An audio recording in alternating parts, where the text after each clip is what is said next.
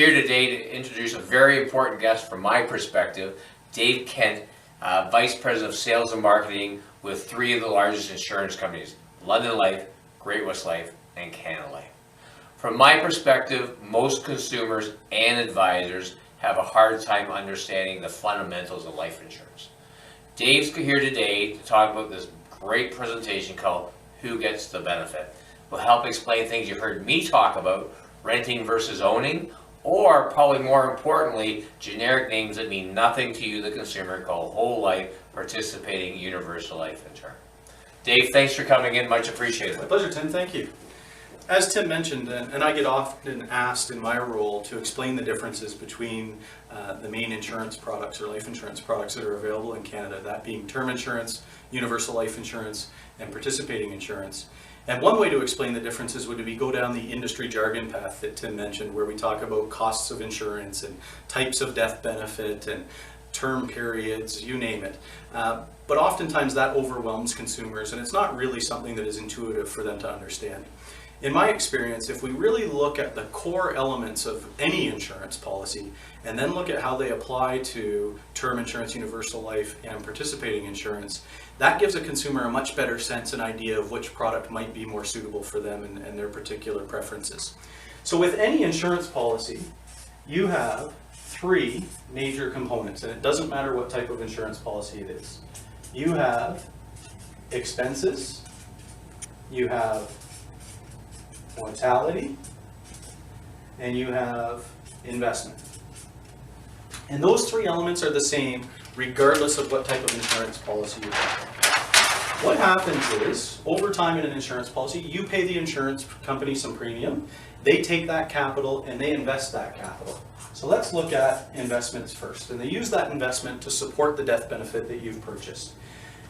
We make an assumption about the rate of return that we would get on that investment. And when our rate of return, or if our rate of return is greater than our assumption, you get a gain. And let's say that the dollar amount gain in a particular policy or a particular plan is $100. So I have $100 of gain from that component.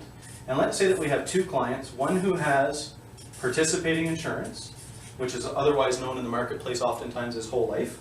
And we have another client who has either a term or a universal life policy.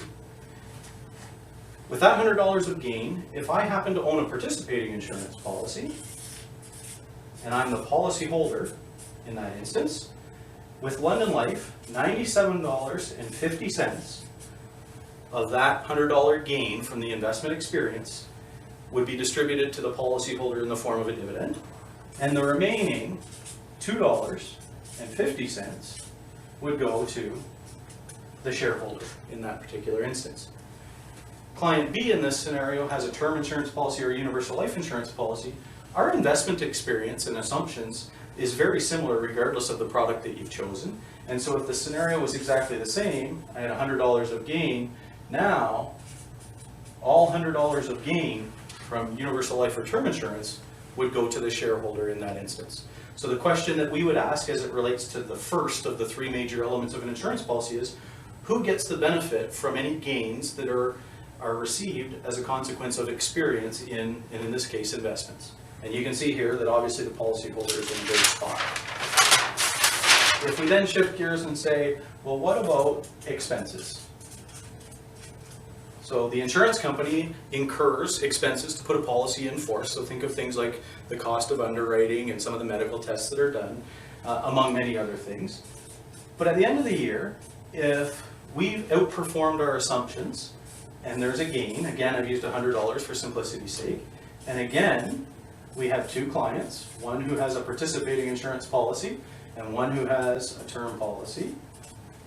The question becomes, where does that $100 go? And just like you saw in the previous example, at London Life, $97.50 of that $100 goes to the policyholder, and $2.50 goes to the shareholder. In the instance of term insurance or universal life, just like you saw with investment experience, if there is a gain that is distributed, all $100 of that gain, it goes to the shareholder in the form of profit. And the last major component that we talked about was mortality. And when you look at mortality, if a client has lived longer than we've priced them to live within the insurance policy, you get what's called a mortality gain. And insurance companies across Canada have been experiencing mortality gains as Canadians are living longer. When you have a mortality gain, just like you saw before, with participating for one client or term for another, at London Life, where there's a mortality gain and then a dividend distributed, $97.50 of that gain in this example would go to the policyholder, with $2.50 going to the shareholder. With term insurance or universal life insurance, 100% of that gain, or in this case, $100 would go to the shareholder in that example. So the real question is, if all insurance policies have the same three major components, and the pricing assumptions that we use within them doesn't change very drastically between the different types of products, who's going to benefit if there are gains that are attributable to those different components? And as you can see here, the policyholder in the example that I've laid out is in a great spot with respect to where that gain is distributed. So hopefully that answers some questions with respect to the differences within the products, and hopefully you enjoyed our presentation this morning.